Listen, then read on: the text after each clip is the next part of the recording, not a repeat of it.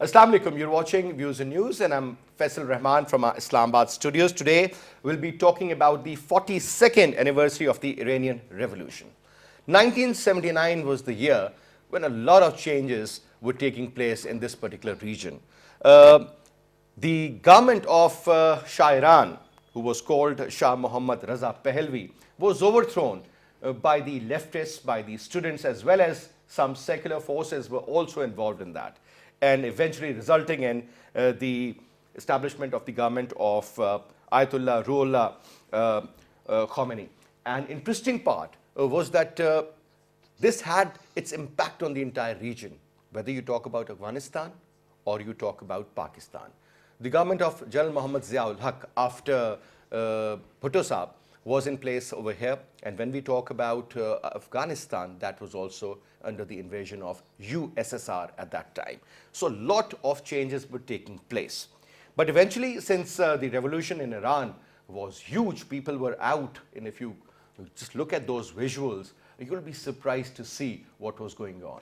The change took place, and the Islamic Republic of Iran came into being in a way that it had a lot of support from the Islamists, and resulting in today's Iran.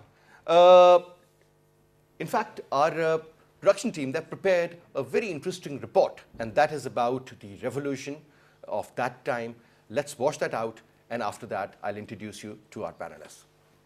The vast land of Iran is known as the cradle of ancient civilization, the glorious history, authentic Iranian Islamic culture, and the possession of sage scholars and scientists, which over the years has presented the world with many valuable and unique experiences and achievements in science, culture, politics, economy, art, and social matters. This immense geographical area with diverse climates and rich fossil and mineral reserves has been a vital intersection for exportation and economy, enjoyed a strategic regional position, and provided security, stability, and tranquility for this role-playing zone. The progressive and dynamic spirit of Iran and Iranians continues to peak and shines like a diamond in the fields of modern knowledge, superior technologies, flourishing industries, media, energy exports, tourism, ideology, and the promotion of human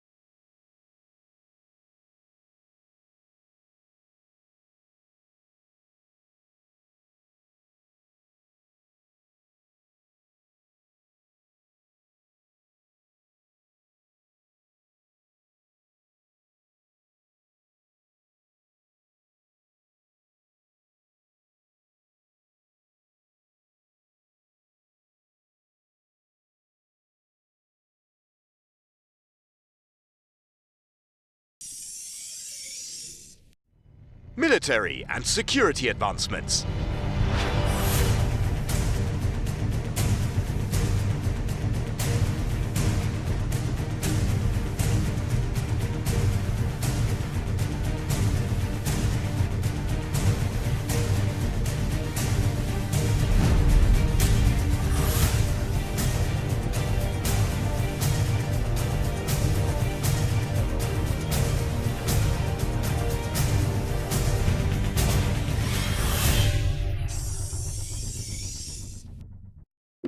health sector development,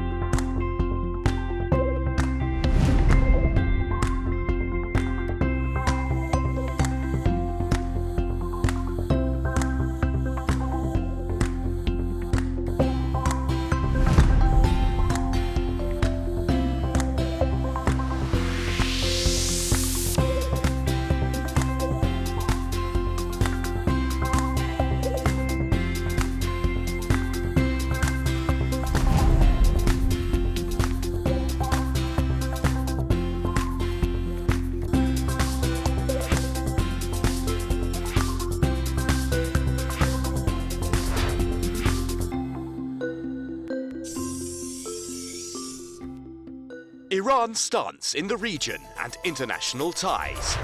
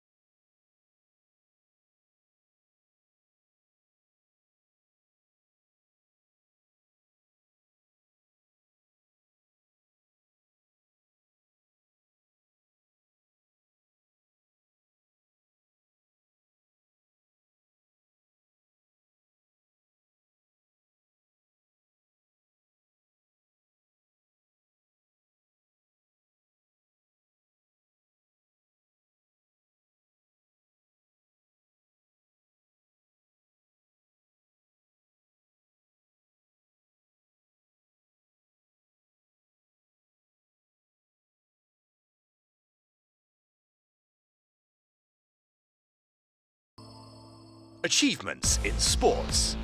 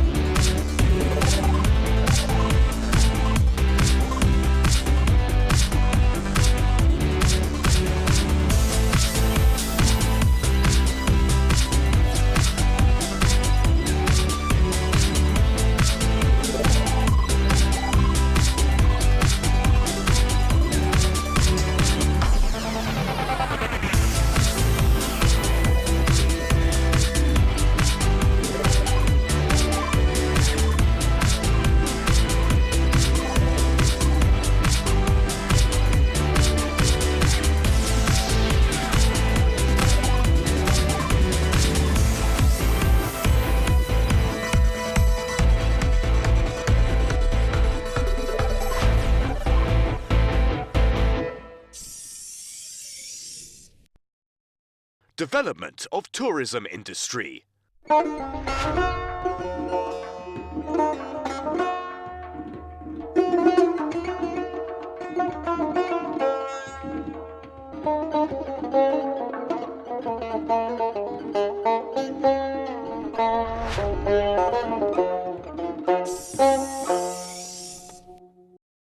Expansion of infrastructure.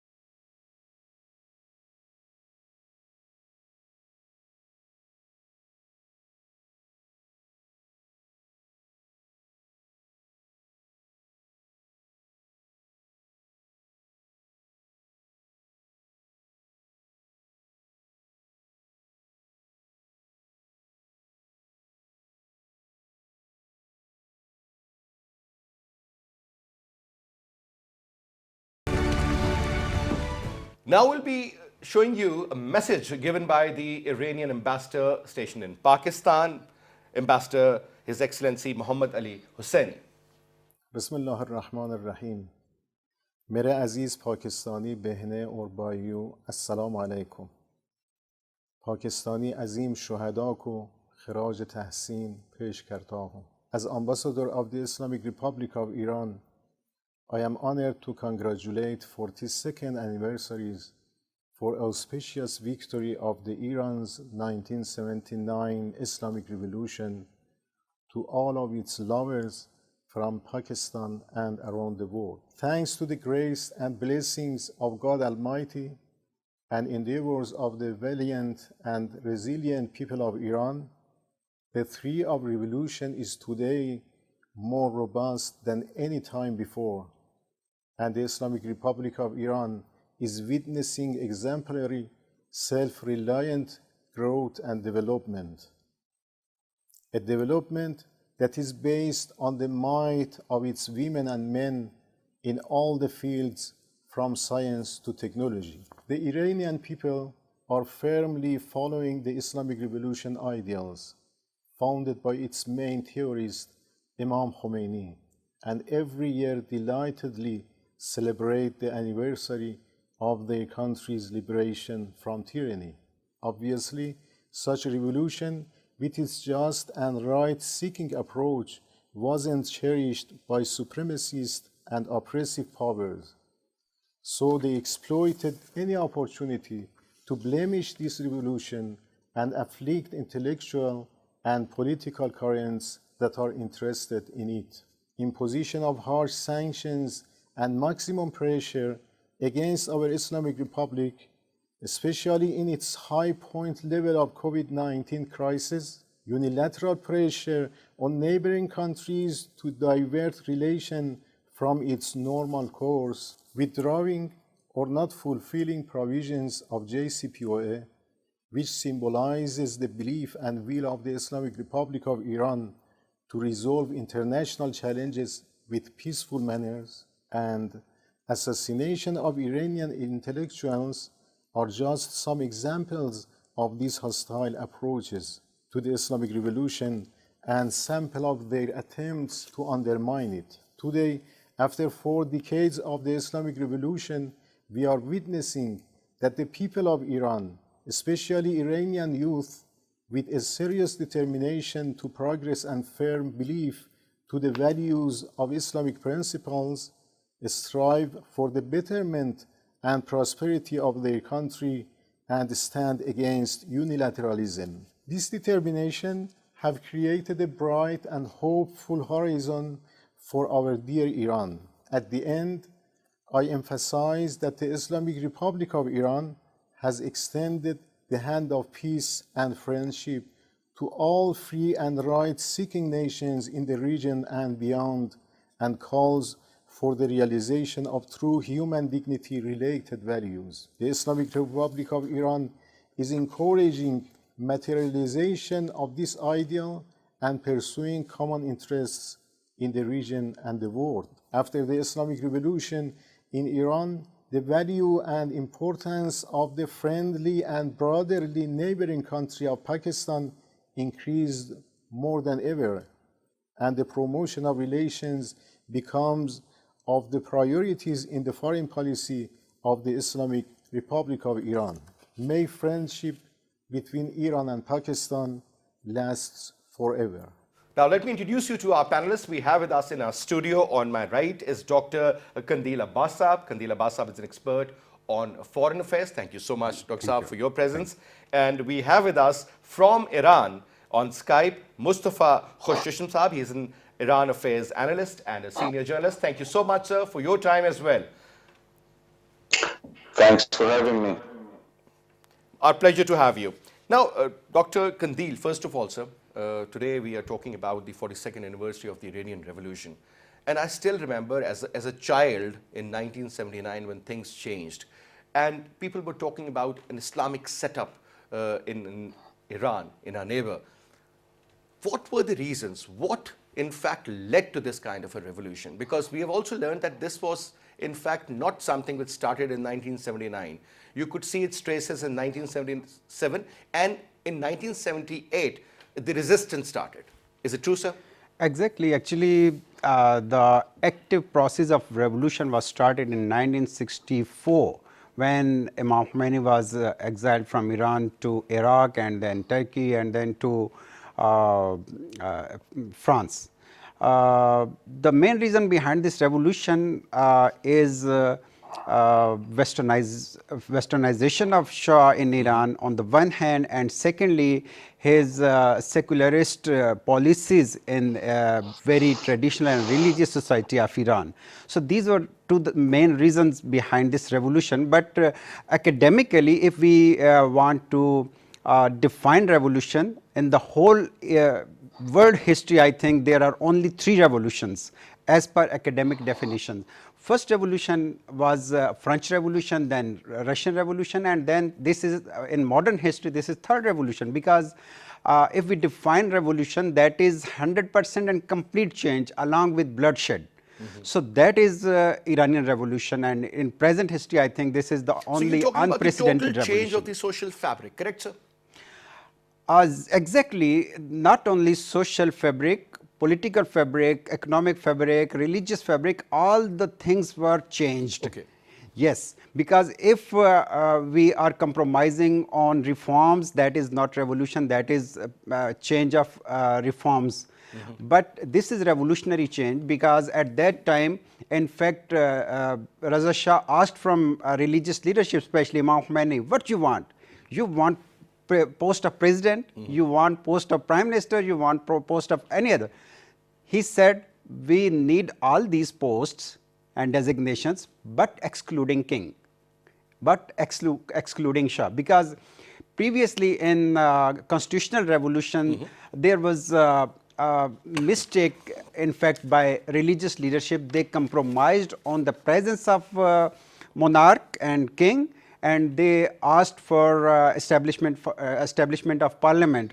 He established that parliament during constitutional revolution, but later on he demolished all those changes demanded by religious leadership. But at this time, religious leadership was very sharp and clear about their objectives, and they asked that we need all these changes, but excluding king. But sir, what led to the rise of these religious elements? In fact, because you know, Iran was always considered a country which was either called mini Europe or a country which was very modern, very westernized, as you just mentioned. Of course. But what led to it? Were people not happy with it, or was there some other reason? Actually, economic conditions were very bad, because Shah of Iran was importing Western technology, Westernization, Western culture. But that technology was not indigenous technology, and that resulted to poverty, especially in remote areas, not in big cities. In some big cities, there were signs of modernization and westernization, but in remote areas, there were certain backwardness and poverty. That resulted to involvement of those people in the movement of revolution, and especially there are 3 main factors which resulted to this active movement. First important thing was ideology and interpretation of that ideology in terms of revolution, Islamic ideology, I mean. All right. Secondly, leadership is very important, and for any revolution we need charismatic leadership, and that was available for Iranian revolution, that is in the shape of Imam Khomeini, and he played his role as a serious charismatic leader.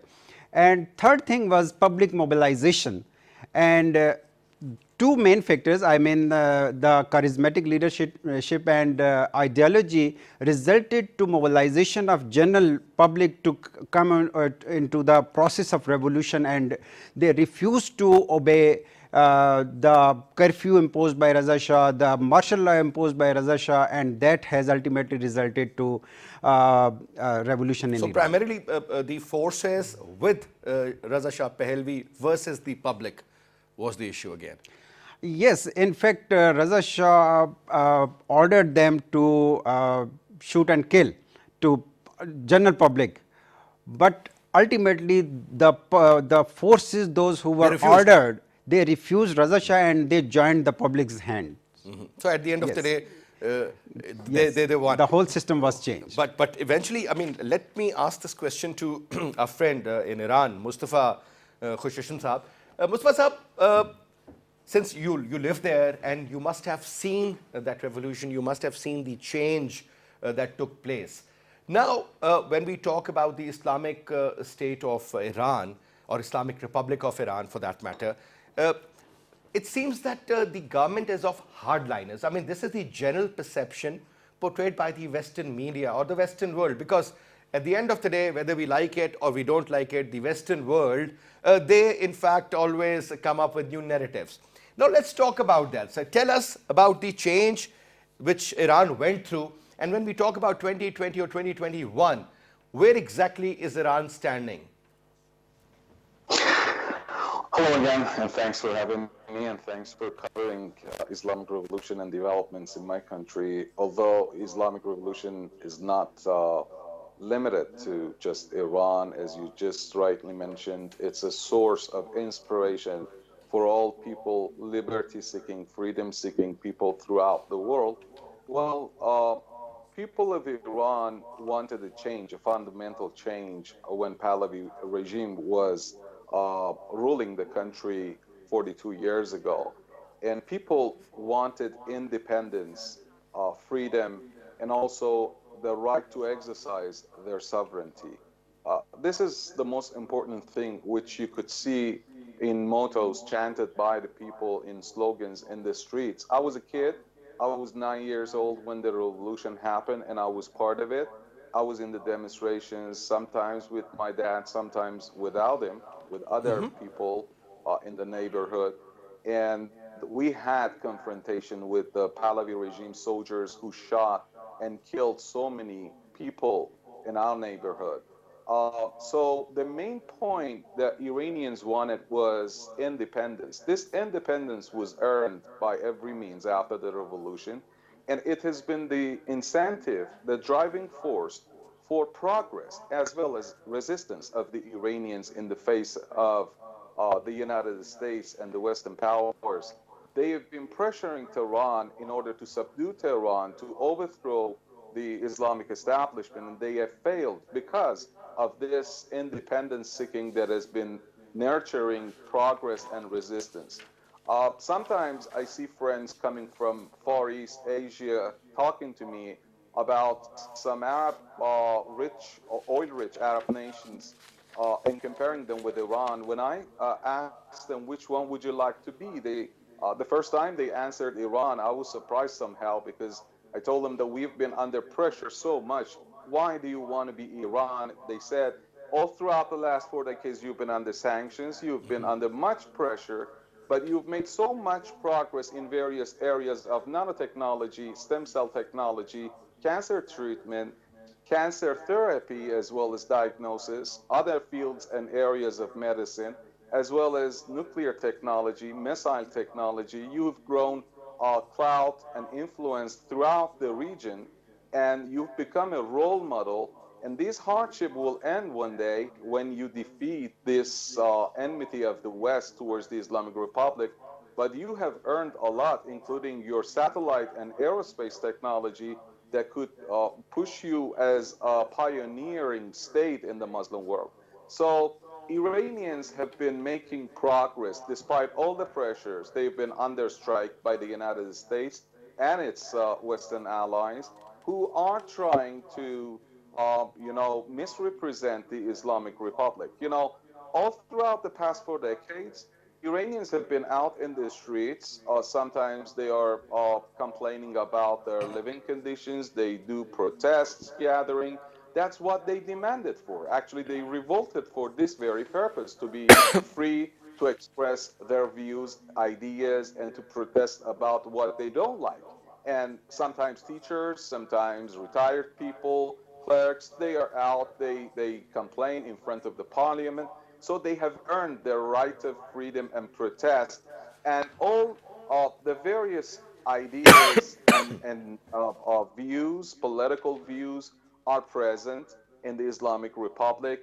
That's why elections are, people, the turnout is so high in Iran in elections because people believe in the right of sovereignty. So I do believe that in the first 40 years, Iran has resisted pretty well against the United States animosity. It has earned much progress in various areas. Now, the Iranian leader last year started a move for architecture of the next 40 years, and he called Iranian intellectuals and especially the youth to start building the roadmap for the next 40 years. And this is very important because Iran is going to, the Iranian intellectuals, academics, and thinkers, they are working to present a role model or a roadmap for Islamic civilization, an Iranian Islamic role model and roadmap towards progress. So if you just take a look at where Iran was 20 years ago, just 20 years ago in this region, in West Asia or the Middle East, as they call it in the West, now take a look at where Iran is right now, as Iran has gathered lots of influence over the region, and it has inspired so many popular movements to stand against Israel and the United States.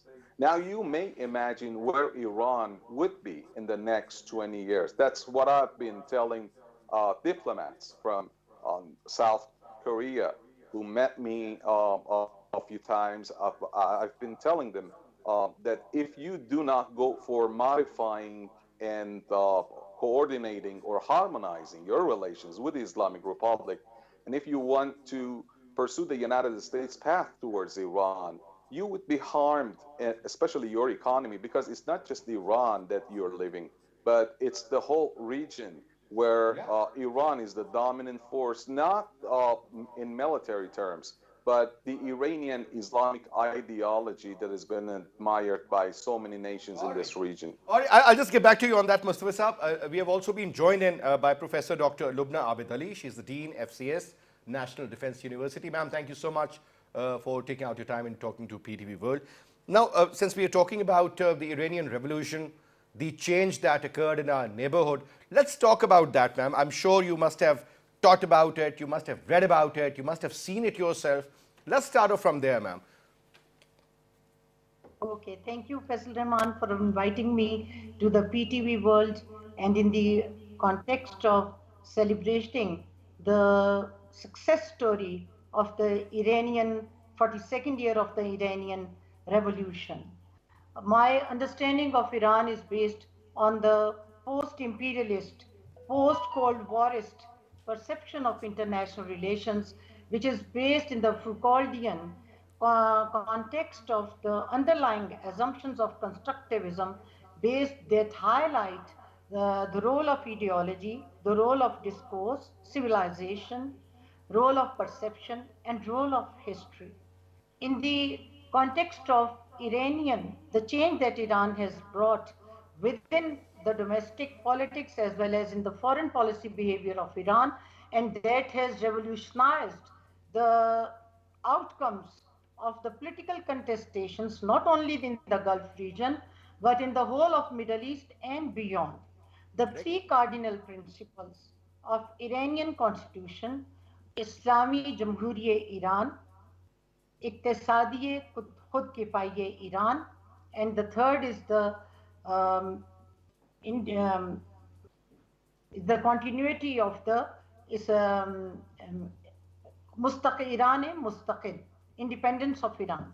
These three principles, the Islami Jamhuriye Iran is based on the ideology. The ideology is that of the jurisdiction of the jurisconsult. By the virtue, ipso facto, by the virtue of this ideology of Vilayat-e-Faqih, the states and the Gulf Sheikdoms that are on the west of the Persian Gulf, they are rendered illegitimate because of the hereditary politics over there. Secondly, as regards the Iqtisadiye Khud Kifaye Iran, Iran has proved to be resilient. With all sanctions that had been placed against Iran, beginning with the 1979 November takeover of the US embassy as the hostage that lasted for the 444 days and was Correct. the worst nightmare.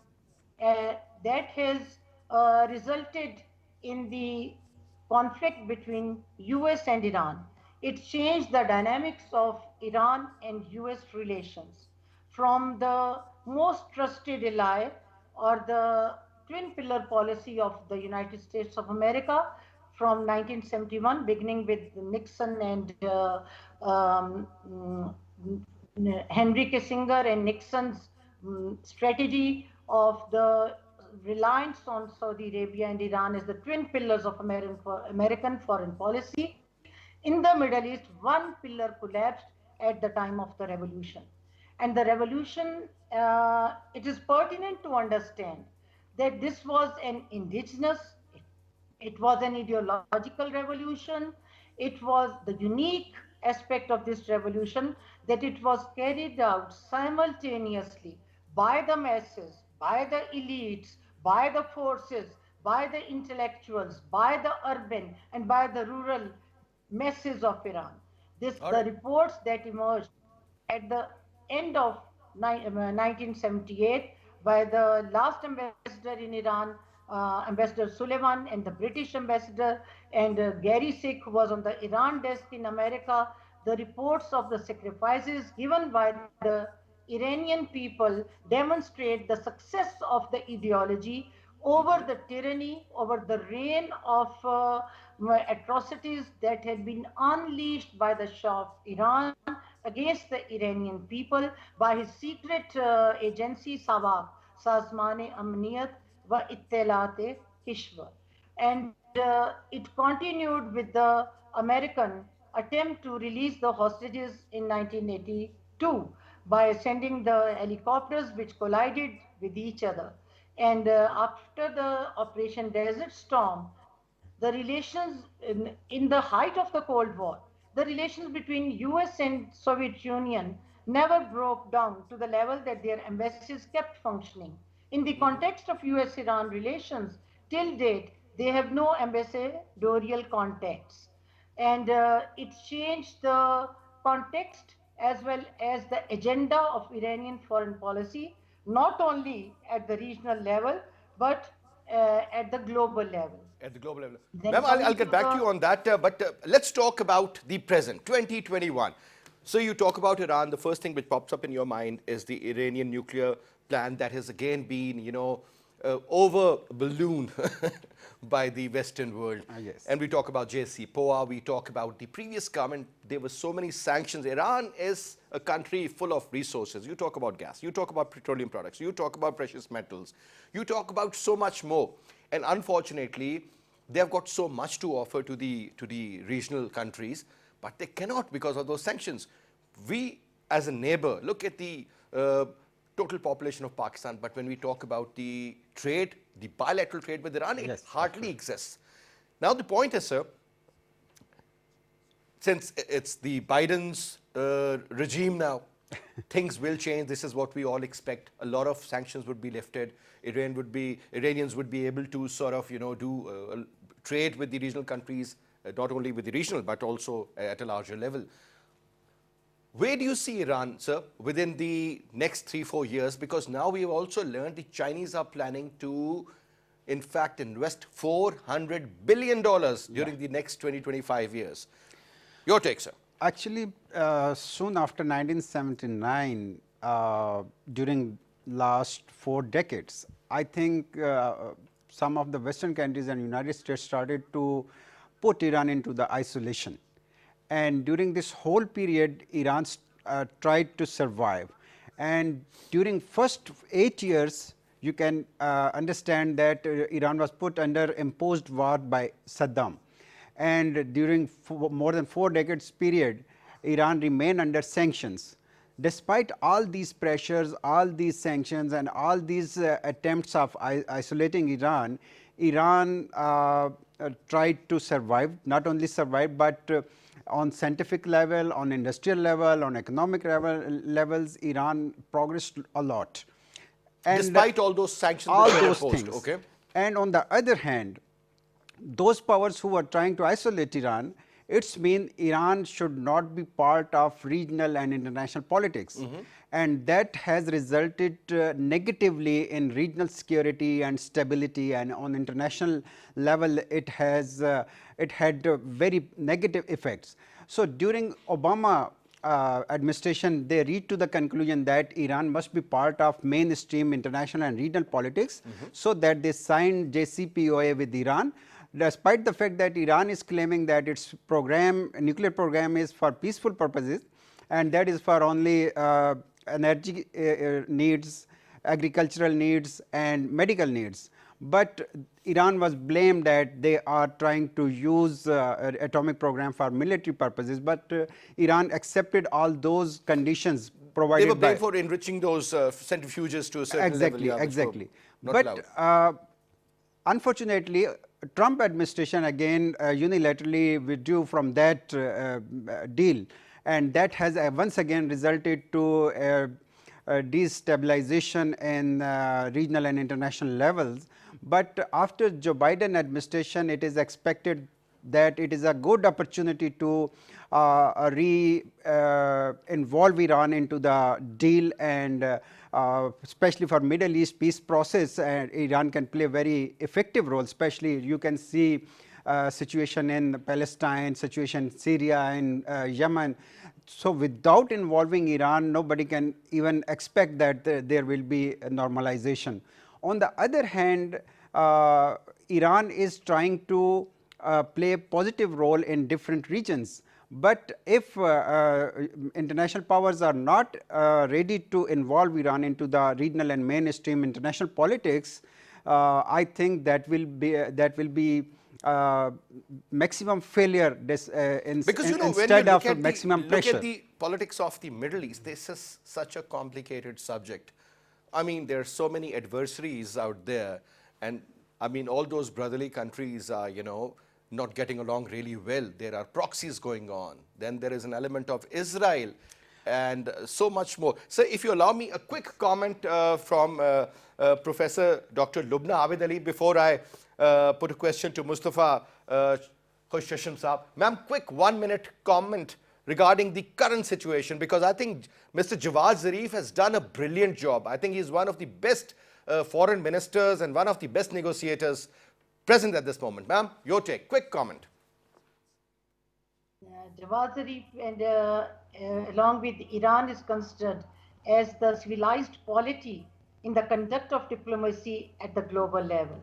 And Iran is by far predominantly the most influential Gulf state with 516 miles of Gulf coastline and twice the size of the population combined all the Gulf states together. Iran stands today as one of the resilient and the emerging powers. With the changed global transformations that have taken place in the post-Cold War period, with the rise of China and the resurgence of Russia, Iran has got many options to take its strategies and its options in foreign policy and it has successfully done that. We see its growing interaction with China, with Russia, its interaction. Iran holds keys to many of the conflicts and issues that range from Iraq to Syria. And Iran is the only power that has got the courage to challenge the atrocities of the state of Israel and All right. call it an apartheid state. All right, ma'am. I think that's a very brilliant point. Comment from you regarding the same, sir. 2021 and onwards, what do you see happening for Iran, and where do you see Iran, sir, say in another 5 years from now, if everything remains constant? Mustafa Saab. Well, first of all, let's remember that the U.S. Has seen Iran as the major force standing against the United States' illegitimate interests in this region, and especially against Israel. So Iran is representing a role model in the heartland, energy heartland of the world.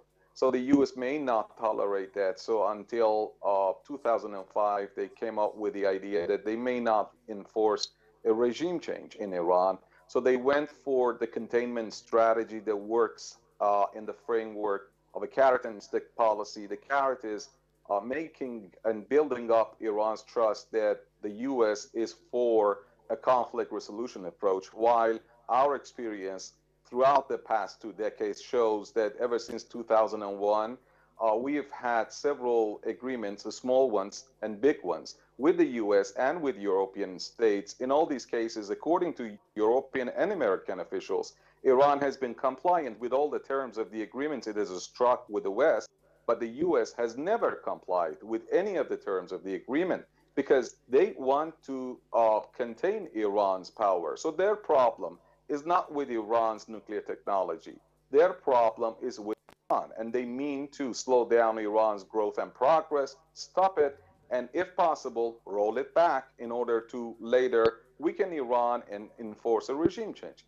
Therefore, they may not go for a conflict resolution approach, no matter it's a Biden or a Trump or an Obama administration, because in this containment strategy, the pillars are posing credible military threat in order to change the calculations of Iranian decision makers, though there is no action, of course, it's just a threat, a credible threat as far as they can, and also complicated, vast sanctions. They have worked out this system of sanctions in order to change Iranian decision makers' calculations because of rising costs. So this formula, there is a maximum efficiency period of 1.5 to 2 years. It ended last May.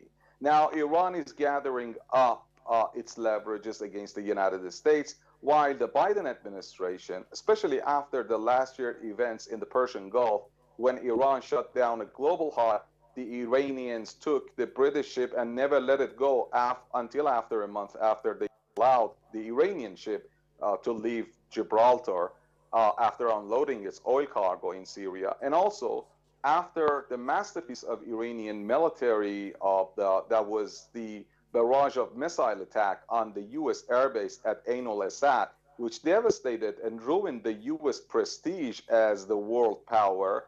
Now, the Biden administration has found itself with decreasing power of the components of this formula, the threat as well as the sanctions. Now, Iran is working on leverages in order to gather more and more power against the United States. So basically, for the next 1 or 2 years, or even 4 or 5 years, Iran has realized that the U.S. is not willing to remove the sanctions. So it's working very hard on developing relations with the neighboring states, Pakistan, China, Russia, the resistance from Iraq, Lebanon, Syria. Iran needs to work out a roadmap. That's why the Iranian Supreme Leader sent a message, very important one, to Mr. Putin of Russia, that was carried by the Iranian speaker. Also, that's why Iran's judiciary chief is in Iraq today. So the purpose of all these trips, as well as the 25-year-long cooperation with the Chinese, is all one thing: developing relations with the neighboring states, regional states, as well as the power in the Eastern world. That's all right, sir. The look to the East strategy that Iran is working well, in fact, unfortunately, Mustafa Saab, we're running out of time, but thank you very much for your comments. It was a pleasure having you, Dr. Lubna Abid Ali. And it was great to see you, Dr. Kandil. It was a pleasure having you in the show. Dr. Saab, thank you so much for your presence. And now we have been joined in by Professor Mohammad Marandi. He is the professor and head of American Studies at the University of Tehran. Professor Mohammad Marandi, thank you so much for taking out your time and talking to PTV World. Thank you very much for having me. Yeah, since earlier we were talking about the Iranian revolution, and then we also talked about the present day scenario. So if I may put this question to you, sir, regarding today's, when we talk about this year, 2021, regarding today's Iran, though there are a lot of sanctions on Iran, some, rather most, seem to be very illegitimate, but since there is a concern that Iran might end up developing a nuclear weapon and so on and so forth, but Iran says and has always claimed that whatever progress they've made, that is regarding the civilian side of it, and that would be used in the medical science or otherwise. Now, first of all, your take, sir, since Joe Biden has come and a lot of people believe that the JCPOA, or for that matter, the P5+1 formula could come back, and all the sanctions put by the American regime during the Trump's time, they could be lifted. Let's talk about that, sir. How hopeful are you, and do you believe that is going to be done? And if so, where do you see Iran in the next couple of years? I'm skeptical that the United States will actually implement the nuclear deal because the United States has a history of dishonesty and deception, but also more importantly, the problem between the Islamic Republic of Iran and the United States is not about nuclear weapons. It's not about terrorism. This is just the surface. Otherwise, it's the United States and the Israelis that have nuclear weapons, and the terrorism that the Israeli regime and American allies that they carry out across the region and across the world is clear to everyone. The dirty war in Syria, the destruction of Afghanistan and Iraq and Yemen and Libya, the sanctions on Venezuela, and the support for the coup in Bolivia. This is a history that would be shameful for any country that exists on this planet. The problem, therefore, between Iran and the United States is Iran's independence. Iran is truly unique in the sense that it, through the revolution, became independent of the Western Bloc, but it did not join the Eastern Bloc.